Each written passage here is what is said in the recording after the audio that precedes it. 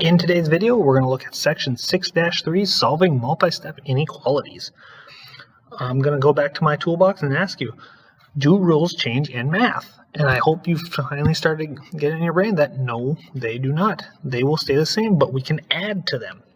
Okay, so in today's video lesson, we are going to take what we learned in the last two sections and just combine them all into one. But that still goes back to the lessons that we were solving basic equations. These are just inequalities.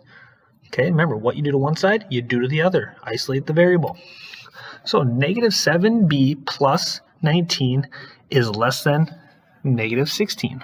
Okay, so we got to get rid of the addition and subtraction first. So I'm going to subtract 19 on both sides.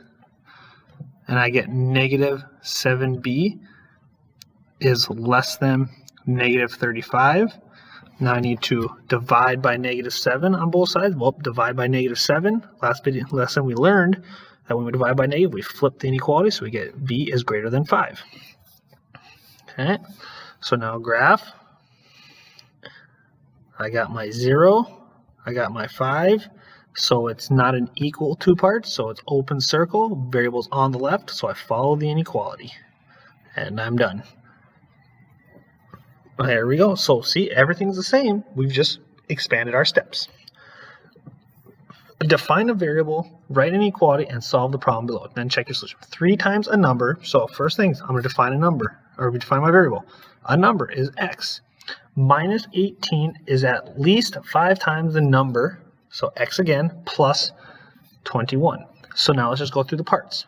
3 times a number minus 18. So all I'm doing is, that's times, okay, is at least 5 times. So at least, it means it's greater than or it's equal to 5 times the number plus 21. So all I did was just translate. So here we go. 3 times x minus 18 is at least 5 times x plus 21. So now all we do is solve. So I'm going to first move all my variables to one side. Oh, I don't know why I wrote 2x. Let's fix that. That's minus 3x. There we go. So we got negative 18 is greater than or equal to 2x plus 21. Subtract 21 from both sides. So I get negative 39 is greater than or equal to 2x. Solving for x, divide by 2 on both sides. I'm dividing by positive, so it stays the same. I'm going to leave it as a fraction. Negative 39 over 2 is greater than or equal to x.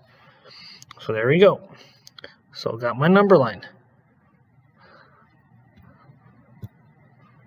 So I've got my arbitrary 0, negative 39 over 2. Now it's going to be a closed circle because it's or equal to. And then the variable is on the right, so I go opposite the inequality. And there we go. We are done. Okay. So now 3d minus 2 times the quantity 8d minus 9 is greater than 2d, negative 2d minus 4. So first things first, we have to distribute. Now remember, after you add the opposite, you're actually distributing that negative 2. So I get 3d minus 16d plus 18 is greater than negative 2d minus 4. Combine like terms. So I get negative 13d plus 18 is greater than negative 2d minus 4. I'm going to move the 2d on to the right side. So I get negative 11d plus 18 is greater than negative 4. Next, I'm going to move that 18. So I'm going to subtract 18 from both sides. So I get negative 11d is greater than negative 22. Finish it off. Divide by negative 11.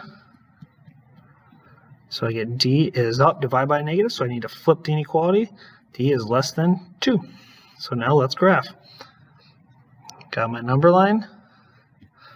So I got my arbitrary 0, got my 2, open circle onto variables on the left, so I follow the inequality. There we go.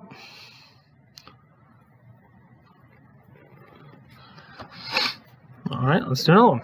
Just more. Okay, just see, I'm just expanding on these problems. So first thing is distribute. I'm going to add the opposite, then distribute. So we got a lot of distribution to do so. We got 8t plus 16 minus 3t plus 12 is less than 5t minus 7. Oh, I forgot to distribute. People, it happens, people. Minus 35 plus 8. So let's combine like terms.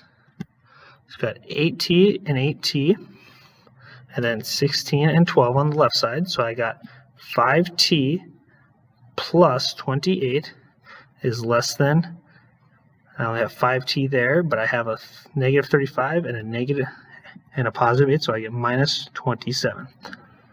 Okay, so in this problem, now we move things around. So in this case, we are going to, I'm going to move that t, so I'm going to subtract 5t from both sides. So I get 28 is less than negative 27. Well, wait a minute. My t's on the way, and I get 20 is less than 27. That's a false statement. Now, remembering back, remember this is a rule. If you ever come with no variables left and get a false statement, that means there is no solution. Okay, so your answer in this case is no solution. So it can happen. That's a good thing.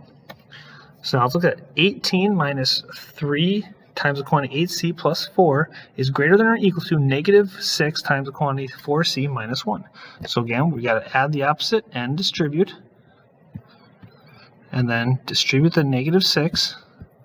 So we have 18 minus 24c minus 12 is greater than or equal to negative 24c, sorry about that, plus 6. So combine like terms. So we got 18 minus 12, so we get negative 24c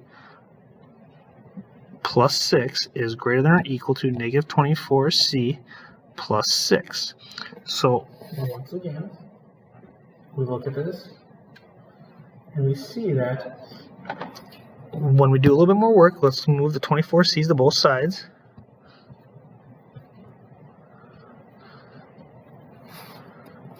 We get 6 is greater than or equal to 6. Well, again, that's a true statement. 6 is greater than or equal to 6. That is very true. So in this case, a true statement means all real numbers. Any number you put in for the variable c is an answer. So your answer in this case is all real numbers. Okay, so remember, true statements mean all real numbers. False statements mean no solution. And then if it's just c or x or something is equal to or whatever, then it's just one solution.